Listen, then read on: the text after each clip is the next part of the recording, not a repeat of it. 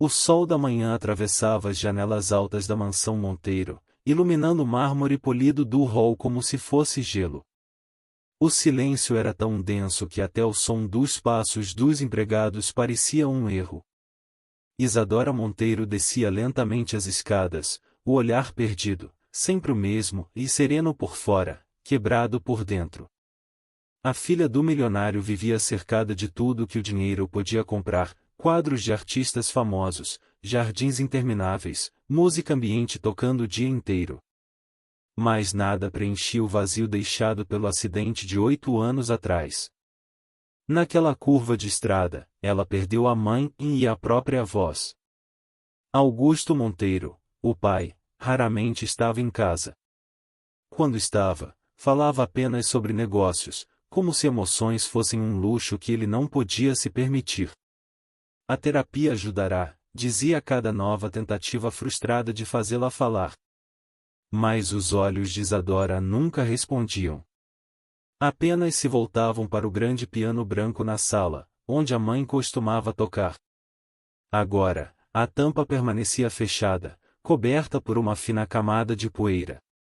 Helena, a governanta, observava a jovem com atenção maternal. Era a única que não via Isadora como uma vítima, e sim como um enigma. Às vezes, quando ninguém via, ela deixava flores frescas sobre o piano e sussurrava: "Você ainda vai encontrar sua voz, minha menina." Isadora apenas a olhava com gratidão silenciosa. Certa tarde, enquanto os empregados arrumavam o jardim, Helena notou algo diferente. Isadora estava à janela, imóvel, observando o portão da frente. Havia um homem ali fora, sujo, com roupas rasgadas e um olhar firme demais para ser apenas um pedinte. Ele levantou a cabeça, e por um segundo, seus olhos cruzaram com os dela. Helena sentiu um arrepio percorrer-lhe o corpo. Isadora, pela primeira vez em anos, parecia viva. Algo estava começando a se mover no silêncio da mansão. Naquela manhã, o sol ainda lutava para atravessar a neblina que cobria os portões da mansão Monteiro. O segurança da guarita, irritado, já havia notado mesmo o homem parado do outro lado da rua e um mendigo de barba espessa, roupas rasgadas e um olhar que parecia carregar décadas de lembranças. Ele não pedia dinheiro, não falava com ninguém. Apenas ficava ali, sentado na calçada, como se esperasse por algo ou por alguém. Quando o relógio do saguão marcou 9 horas, Isadora, como fazia todos os dias, se aproximou da janela do segundo andar. Dessa vez, porém, seus olhos se prenderam naquela figura imóvel. O mundo pareceu desacelerar. Havia algo nos traços do homem, em talvez o modo como ele segurava um pequeno caderno surrado entre as mãos, que a fez sentir uma pontada no peito. Senhora Helena, e chamou o segurança, pelo interfone. Aquele sujeito está de novo ali. Quer que eu o tire? Helena caminhou até o portão, observando com atenção. Raul levantou o olhar e, por um breve instante, seus olhos encontraram os dela. Havia calma e tristeza naquele olhar, mas também uma estranha determinação. Ela hesitou. O homem não parecia perigoso, mas seu silêncio era inquietante. Ainda não, respondeu ela. Vamos ver o que ele quer. No andar de cima, Isadora não conseguia se afastar da janela. Algo a puxava para aquele estranho. Quando Raul a viu, seus lábios se moveram, formando uma palavra que ela não conseguiu ouvir, mas reconheceu pelo movimento e Isadora. Helena percebeu. Aquilo não era coincidência. O mendigo conhecia a jovem. E se ele sabia seu nome, então havia algo que o pai dela, Augusto Monteiro, jamais contou. O vento soprou forte, fazendo as folhas caírem pelo jardim. Isadora, ainda imóvel, sentiu um arrepio percorrer-lhe a espinha. Pela primeira vez em anos, o silêncio dela parecia estar prestes a ser quebrado, e não por uma voz, mas por um segredo. Os dias seguintes foram marcados por uma quietude estranha na mansão. Augusto Monteiro havia partido em mais uma de suas longas viagens de negócios, e o ar parecia menos tenso sem sua presença controladora. Isadora caminhava pelos corredores com passos leves, como se o silêncio tivesse ganhado outro tom e um tom de curiosidade. Naquela manhã cinzenta, o portão da frente chamou sua atenção outra vez. Lá estava ele, e o mesmo homem, imóvel, olhando para o jardim com um olhar que misturava cansaço e ternura. Isadora hesitou, o coração acelerado. O vento frio balançava seus cabelos quando ela desceu até o jardim e se aproximou, pela primeira vez em 8 anos, de alguém fora da bolha criada pelo pai.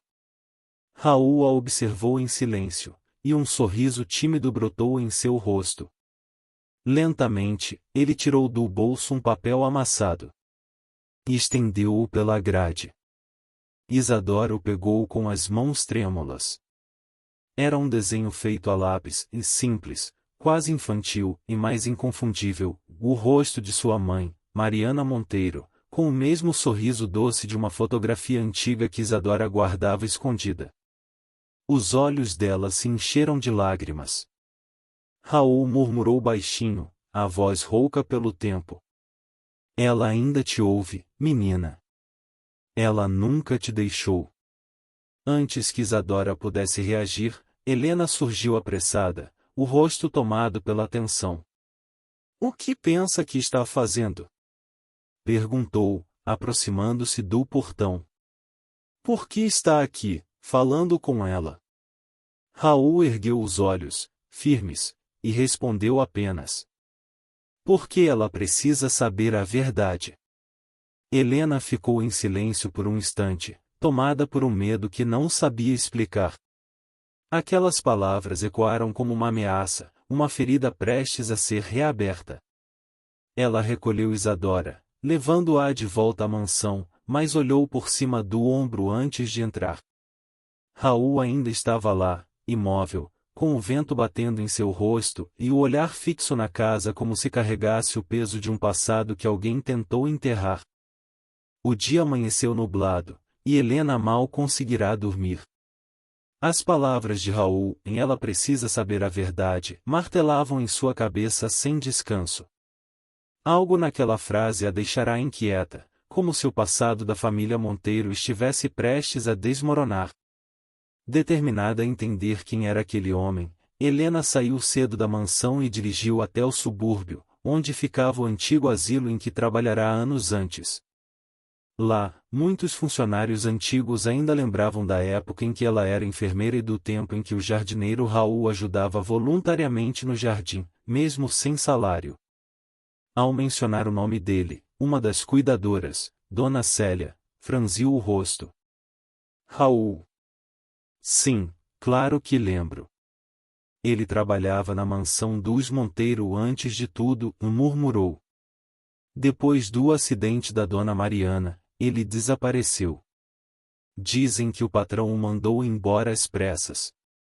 Helena sentiu um nó na garganta. Mas por quê? O que ele fez? A mulher olhou ao redor, baixando o tom de voz. Falaram que ele foi acusado de roubar uma joia da senhora Mariana. Mas quem o conhecia sabe que isso nunca foi verdade. Raul cuidava daquele jardim como quem cuida de um santuário. Amava aquela família, especialmente a menina. Helena ficou em silêncio. A lembrança de Isadora, ainda pequena, brincando entre as roseiras do jardim, lhe veio à mente. Talvez fosse por isso que Raul olhava a garota com tanta ternura. Ele não era um estranho, era alguém que fazia parte da história deles. Antes de ir embora, Helena perguntou. E o que aconteceu depois que ele saiu? Dona Célia suspirou. Ele tentou provar a inocência, mas o Sr. Augusto o ameaçou. Disse que se aproximasse da filha outra vez, acabaria na cadeia. Helena saiu do asilo com o coração pesado. O vento frio parecia sussurrar uma única pergunta em sua mente: e se Raul era inocente, por que Augusto precisava que ele desaparecesse? Na tarde em que o verão parecia se estender para dentro da mansão da família Monteiro, algo inesperado aconteceu. Isadora Monteiro, sempre tão contida, tão silenciosa, folheava distraidamente um grande livro de fotografias antigas no salão principal. A luz filtrava-se pelas cortinas, destacando a poeira que dançava no ar. Quando ela abriu uma página mais antiga, sentiu com os dedos uma ligeira protuberância entre as folhas. Era uma fotografia solta. Ela a pegou com cuidado. A foto mostrava 3 pessoas num piquenique: o jardineiro Raul, com um sorriso raro no rosto, ao seu lado, a mãe de Isadora, Mariana Monteiro, banhada pelo sol, os cabelos loiros presos num rabo de cavalo, rindo, e o pai dela, Augusto Monteiro, com uma expressão de afeição quase perdida nos retratos públicos. O cenário trazia uma leveza que parecia um sonho dourado. No verso da foto, riscado à mão com caligrafia trêmula, lia-se: "E a verdade liberta". Helena, a governanta fiel e silenciosa testemunha dos corredores frios da mansão, estava perto. Quando viu o papel na mão de Isadora, seu coração apertou. Ela entendeu naquele instante que Raul não era apenas um estranho mendigo que insistia em aparecer, e ele tinha pertencido à vida deles. Era mais que isso, era uma peça-chave. Isadora segurou a foto diante de si, o olhar fixo na mãe e em Raul. O silêncio dela parecia comunicar mais que 1000 palavras. No ar havia algo indizível, uma tensão que crescia como sombra sob a rala luz da tarde. Helena aproximou-se, o passo lento, o rosto grave, e sussurrou sem ser ouvida por Isadora: "Ele pode te ajudar a falar, ou a entender". Mas ao mesmo tempo, o mundo pronto a desabar avançou. Augusto voltou mais cedo da viagem de negócios. Entrou na mansão com o ar habitual de controle absoluto, os sapatos estalando no mármore, e percorreu o hall até o corredor principal. Ao vê-los, Isadora com a foto, Helena observando de longe, em algo se rompeu no olhar dele. Ele mandou a governanta se afastar e entrou no quarto sozinho. Logo depois, convocou Helena. "Não quero mais esse homem à porta", disse ele com voz gelada. "Qualquer contato com Raul é proibido". Helena sentiu um frio atravessar-lhe as veias. Aquela ordem era um aviso velado. Quando se virou para Isadora, viu pânico nos olhos da jovem, ou melhor, um pânico contido, silencioso, fazendo-se corpo, tremor, espasmo. Ela tentou guardar a foto, mas a mão tremia tanto que o papel dobrou. O rebaixamento do amor de pai empresário, o regresso triunfal do patriarca. Tudo se juntava agora. Helena entendeu que havia muito mais em jogo do que uma menina mudada pelo trauma. Muito mais. Aonde ia levar aquela fotografia, aquela frase gravada, aquele mendigo insistente, aquela ordem proibitiva? A mansão Monteiro dormia em silêncio, mergulhada na escuridão. Apenas o tic-tac do relógio antigo quebrava o ar pesado da madrugada. Isadora estava acordada, sentada na beira da cama, segurando a fotografia amarrotada que escondia de todos. O olhar dela vagava entre o retrato e a janela entreaberta. Lá fora, a lua lançava um brilho prateado sobre o jardim, e algo dentro dela a empurrava para fora, como se a voz da mãe a chamasse. Sem fazer barulho, calçou os sapatos e abriu a porta com cuidado. Os corredores pareciam respirar, e cada passo ecoava como um segredo. Passou pela sala, onde o piano branco refletia a luz da lua. Parou por um segundo diante dele, os dedos tremendo sobre a tampa fechada, mas seguiu adiante. O portão estava destrancado, e talvez um descuido de Helena, talvez destino. A estrada de terra à frente parecia interminável, mas Isadora não hesitou. Quando alcançou o bairro pobre na beira da cidade, encontrou Raul sentado perto de uma fogueira pequena, os olhos perdidos no nada. Ao vê-la, ele se levantou devagar, surpreso e emocionado. Eu sabia que você viria, disse ele, com a voz rouca. Isadora apenas o encarou, o peito subindo e descendo rápido. Raul apontou para o fogo e começou a falar. Naquela noite, eu estava lá. Tentei salvá-la. Sua mãe ainda respirava quando Augusto mandou-me tirarem do carro. Disse que eu era culpado. Mas ela morreu nos meus braços. Antes de partir, sussurrou algo sobre você.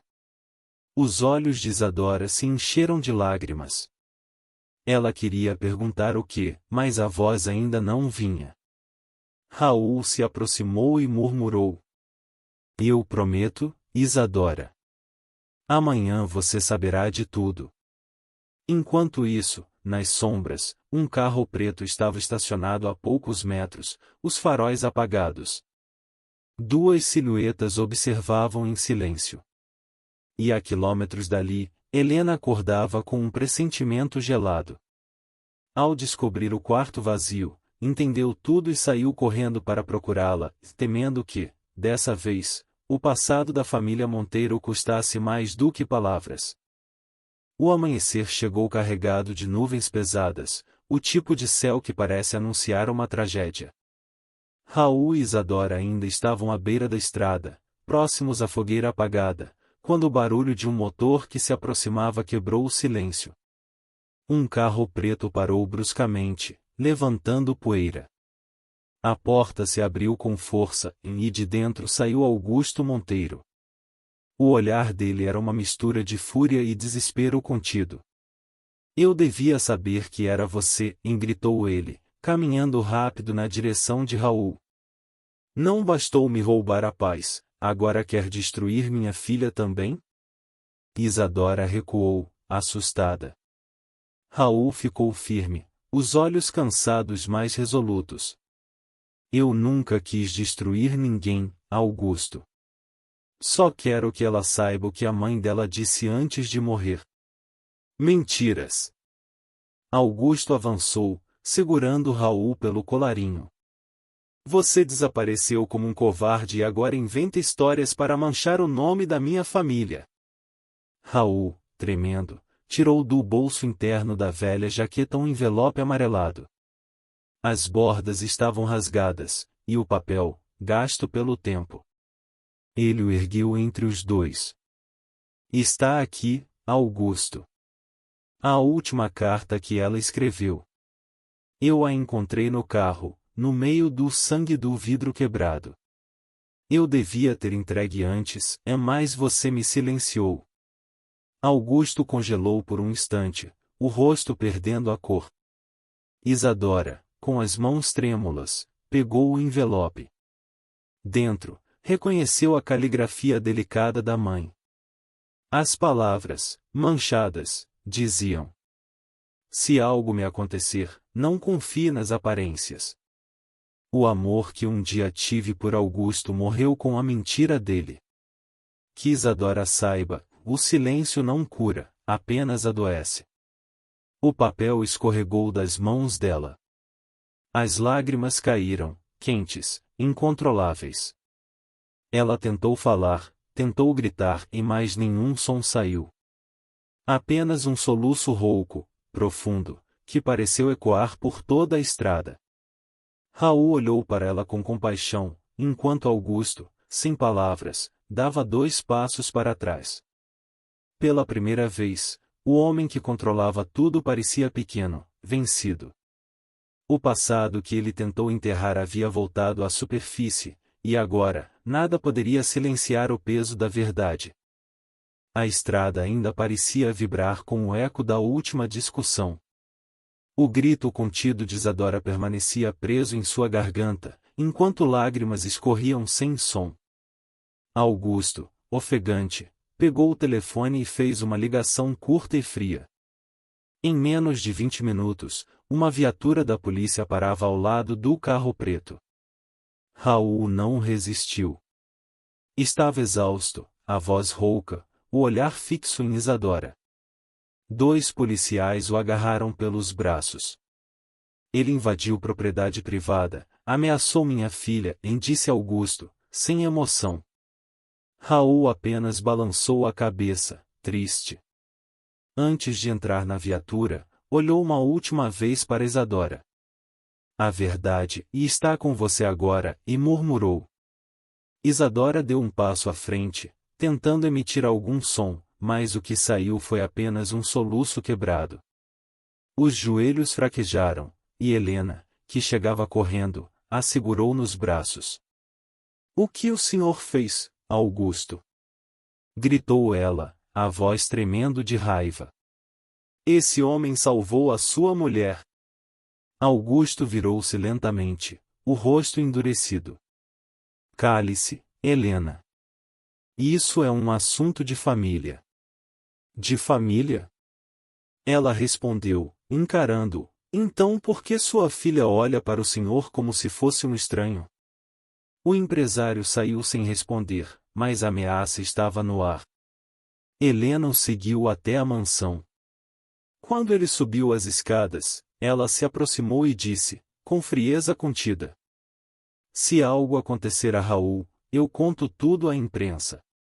O Brasil inteiro vai saber o que o senhor fez.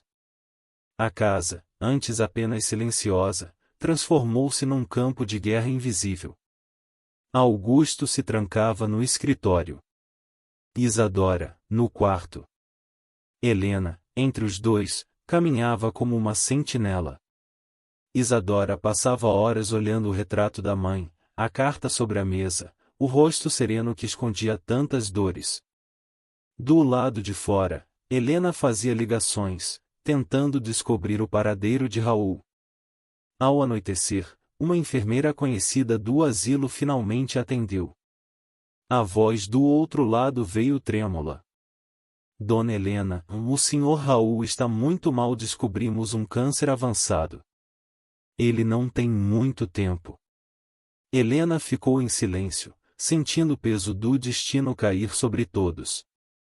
Lá em cima, Isadora chorava baixinho, sem saber que o homem que a ajudara a romper o silêncio da alma estava agora lutando para respirar.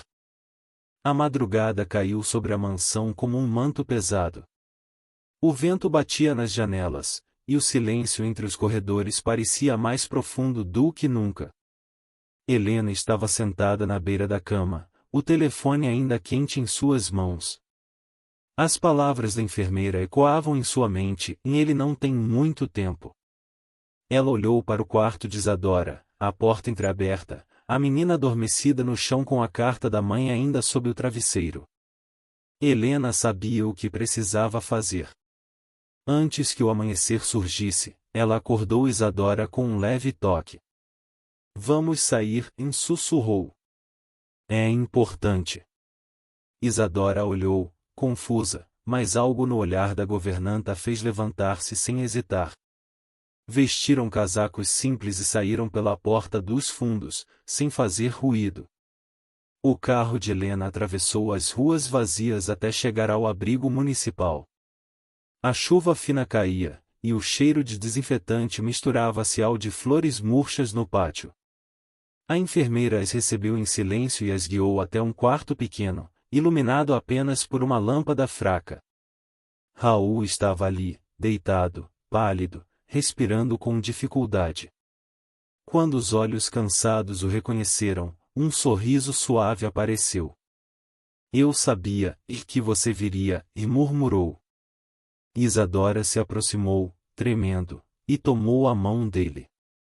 Raul apertou seus dedos com o pouco de força que restava.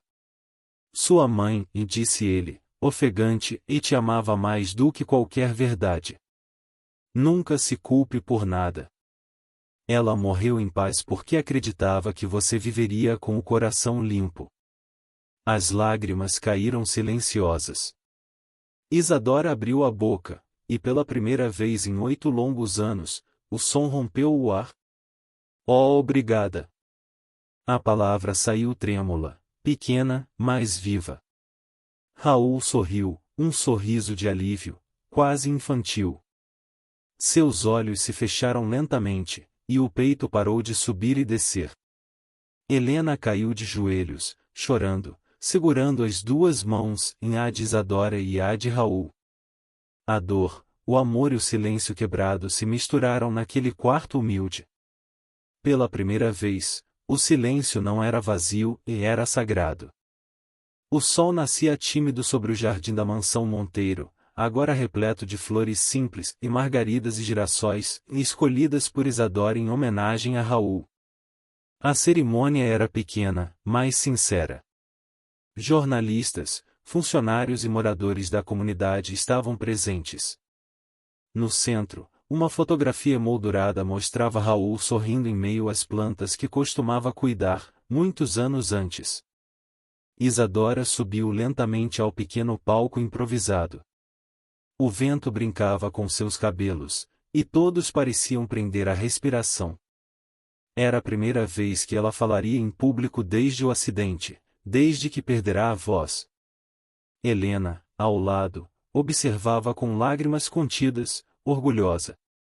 A jovem respirou fundo, olhou para o retrato e começou. Raul acreditava que o amor podia curar o que o silêncio destruiu. Sua voz era suave, hesitante, mas cheia de verdade. Ele me ensinou que a verdade dói, mas liberta.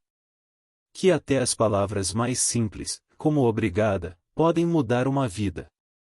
As pessoas se emocionaram. Até o vento pareceu parar para ouvi-la. No fundo da plateia, Augusto estava de pé, de cabeça baixa. O rosto endurecido de um homem poderoso se desfez em arrependimento. Quando Isadora o viu, seus olhos se encheram de lágrimas, mas ela continuou. Eu o perdoo, pai.